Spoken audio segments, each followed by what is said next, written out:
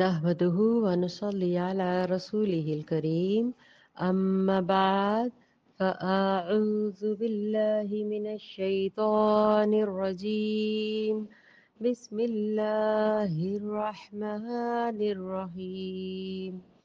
السلام علیکم ورحمۃ اللہ وبرکاتہ۔ کیا حال ہے تمام بہنوں کے؟ اللہ رب العزت آپ سب کو، تمام مسلمانوں کو ایمان اور صحت کی بہترین حالتوں میں رکھیں، آمین ثم آمین۔ اللہ رب العزت ہم سے ہماری نعمتوں کو برقرار رکھے، ہمیں بے دین نہ بنا دے، کہیں ہمیں وسوسوں میں نہ ڈال دے، اللہ تعالیٰ بچائے، آمین ثم آمین۔ الحمدللہ رب العالمین۔ آج ہمارا رکوع نمبر 6 سٹارٹ ہو گیا ہے، اور جیسا کہ میں پہلے بھی ذکر کر چکی تھی، یہ تقریباً 9 رکوع جو ہیں نا ہمارے مسلسل بنی اسرائیل سے مخاطب ہیں، اور اسی کے حوالے سے ہم پڑھ بھی رہے ہیں۔ اب یہاں پر بھی دیکھیں کس کو مخاطب کیا گیا ہے، یا بنی اسرائیل، اے یعقوب علیہ السلام کے بیٹو، یاد کرو نعمتی اذکرو۔ دیکھیے اذکر جہاں پہ بھی آئے گا وہاں پہ ذکر آئے گا یاد کرنے کے حوالے سے، کہ اے بنی اسرائیل یاد کرو میری نعمت کو جو میں نے تمہیں عطا کی تھی۔ اللہ تعالیٰ کا بنی اسرائیل پر یہ سب سے بڑا انعام تھا۔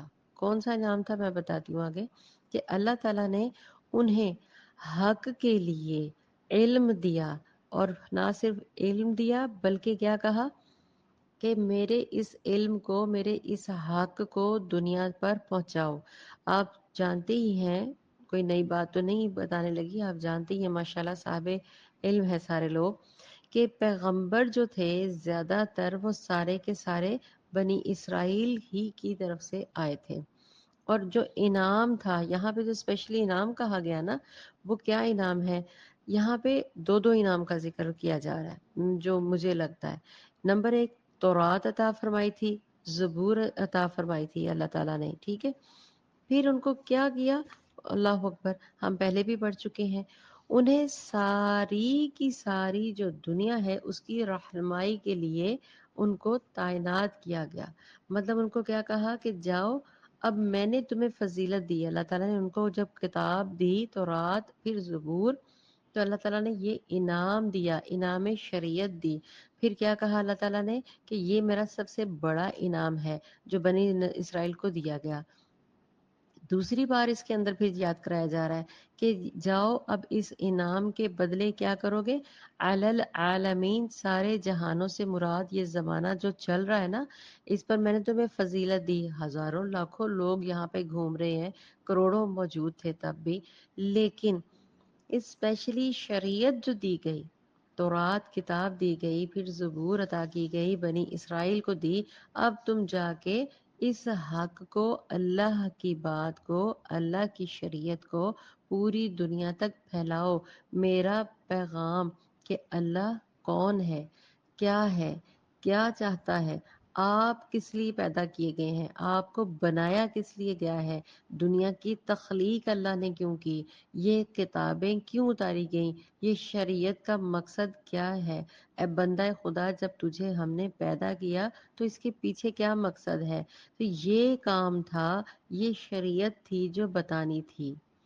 لیکن کیا ہوا آپ سب جانتے ہیں کہ اللہ تعالیٰ نے یہود کو دوسری قوموں کو خبردار کرنے کے لیے جو فریضہ سونپا تھا، اس لیے نہیں کہ اپنے دشمنوں کا مقابلہ کریں، وہ تو اپنے دشمنوں اور وقتی لغزشوں کے سے وہ انہوں نے فارغ، مطلب ان لغزشوں میں ڈوب گئے، اپنی عیاشیوں میں ڈوب گئے، اپنے کھانے پینے موج مستی کی دنیا میں ڈوب گئے، غیر معمولی چیزوں کو بھی انہوں نے مدد والا بنا لیا، حتیٰ کہ شرک تک کے اندر ڈوب گئے۔ پھر کیا فرمایا اللہ تعالیٰ نے کہ جو میں نے تمہیں انتظامات دیے تھے، تم نے کیا کیا؟ جن سے میں نے کھانے پینے سے روکا تھا، تم نے کیا کیا؟ جو چیز میں نے منع کی وہ سارے کام تم کرنے لگ پڑے۔ آپ دیکھیں نا، بنی اسرائیل نہ تو خود قائم رہے حق پر، نہ ہی انہوں نے انسانوں تک اللہ تعالیٰ کا پیغام پہنچایا۔ दूसरों को नेकी का हुक्म देते और खुद भूल जाते। अभी हमने लास्ट आयत यही पढ़ी है इसी हवाले से।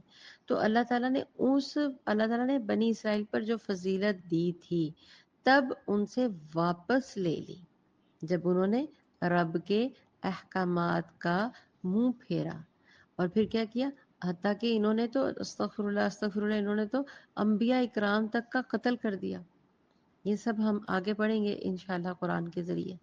तो मेरा कहने का मतलब है कि इस कदर नाशुक्री, इस कदर बेफिक्री, इस कदर लाताल्लुकी, इस कदर हद से ज्यादा इन्ना लिल्लाहि व इन्ना इलैहि राजिऊन अल्लाहुम्मा जिन्नी फी मुसीबती व अखलिफ ली खैरिन मिनहा, लेकिन हम भी वो ही कुछ कर रहे हैं इनडायरेक्टली। मैं कुछ अहादीस के हवाले से आपको ये बताऊंगी कि मैं क्या कहना चाह रही हूँ।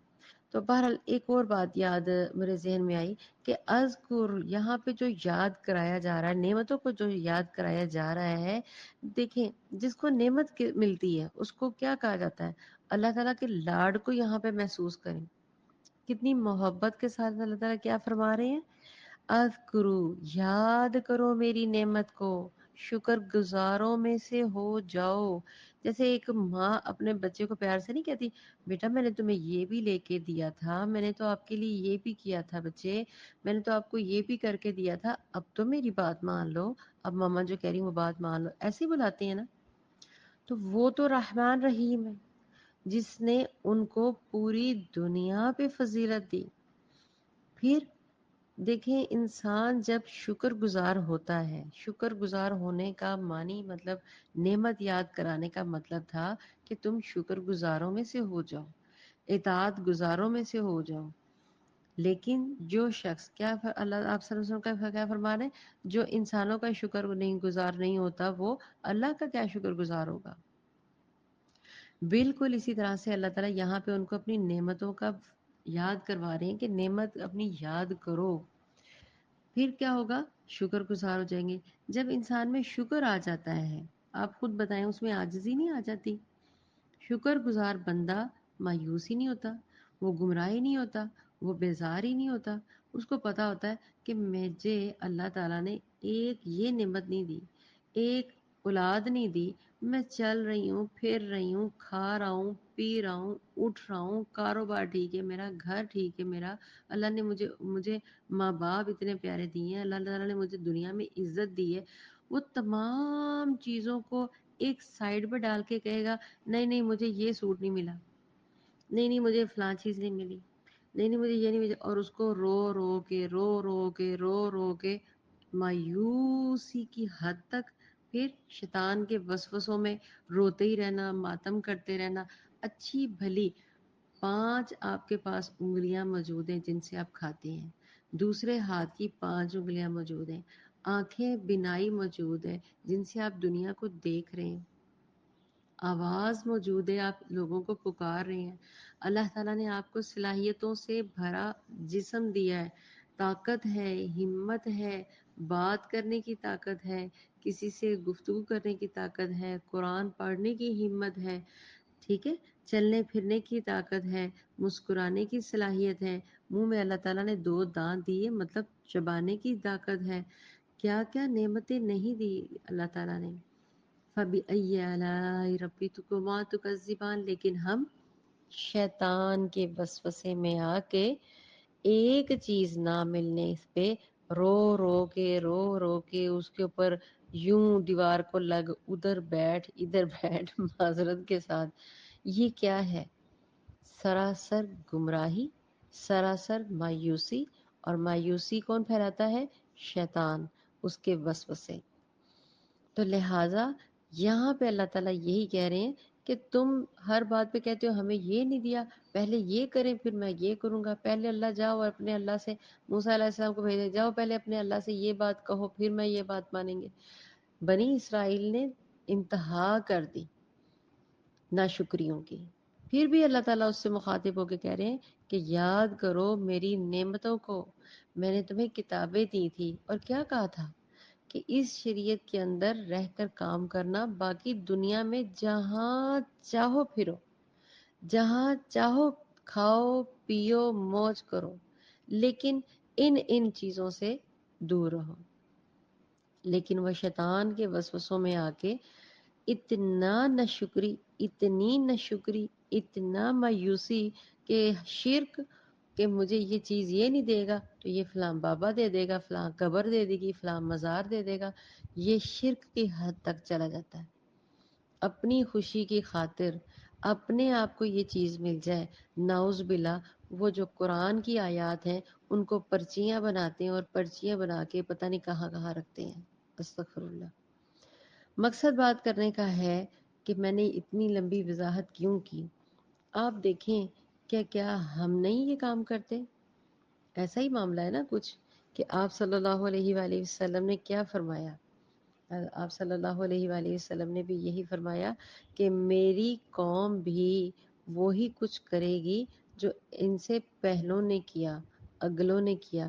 یہ احادیث آپ کبھی پڑھیں آپ صلی اللہ علیہ وسلم کی، یہی احادیث ہیں کہ میری جو قوم ہے، میں اپنے الفاظ میں بتانے لگی ہوں، آپ صلی اللہ علیہ وسلم فرمایا کہ اگر میری قوم جو ہے وہ ایک گھو ہوتی ہے، وہ لیزرڈ نما ایک بڑا سی چھپکلا ہوتا ہے، اگر وہ اس بل میں گھسے گی تو میری قوم بھی اسی طریقے سے گھسے گی۔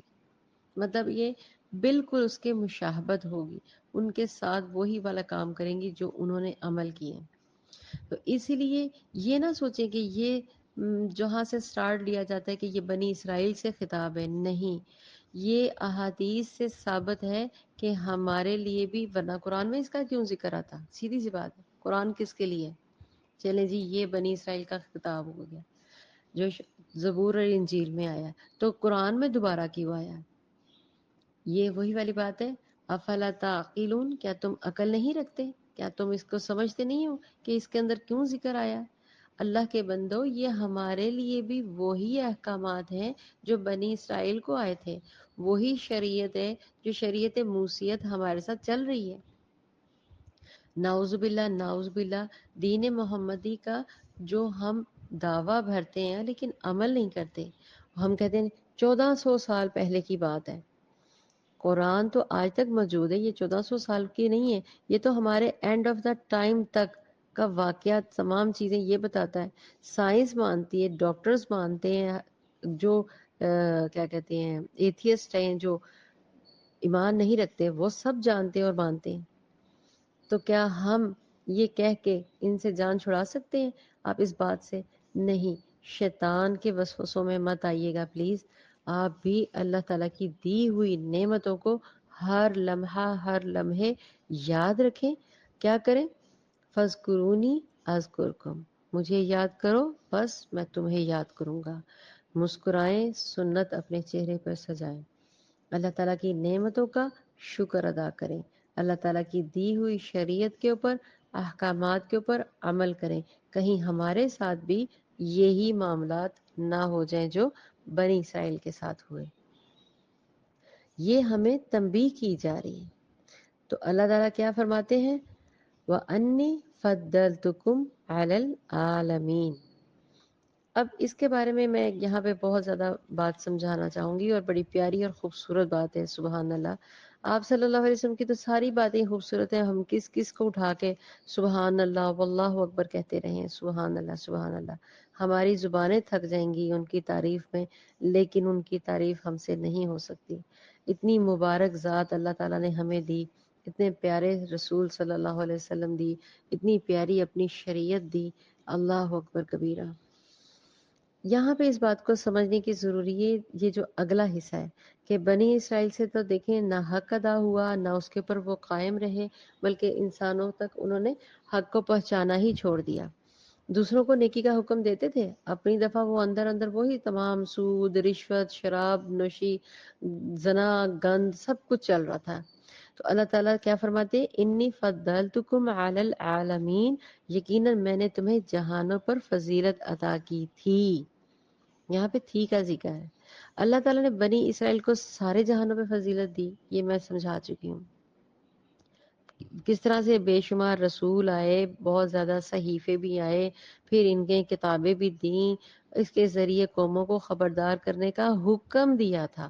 سب کو کائنات کی سب سے بڑی سچائی اللہ رب العزت کے متعلق بتا دیں، ان تک اللہ کا پہنچا دیں پیغام، تورات، زبور، کہ یہ چیزیں ہیں، یہ ہماری شریعت ہے. علی العالمین یعنی اپنے زمانے، اپنے جہانوں کے وقت پر جو بات کہی جا رہی ہے اس کو پہنچا دیں. بنی اسرائیل کے بعد فضیلت کا یہ منصب سوچنے کی بات ہے کس کو دیا گیا؟ سبحان اللہ، امت مسلمہ کو. امت مسلمہ کیا ہے؟ ہم آگے پڑھیں گے.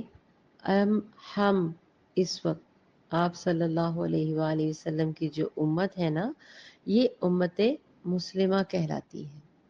ہم سب کہتے ہیں نا کہ اللہ رب العزت تمام امت مسلمہ کو بخش دیں.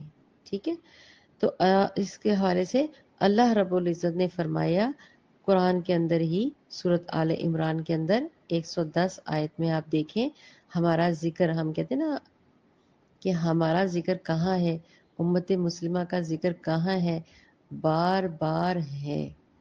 سورۃ آل عمران کے اندر آیت نمبر 110 میں ہے، کنتم خیر امت اخرجت للناس، تم بہترین امت ہو جسے لوگوں کے لیے نکالا گیا.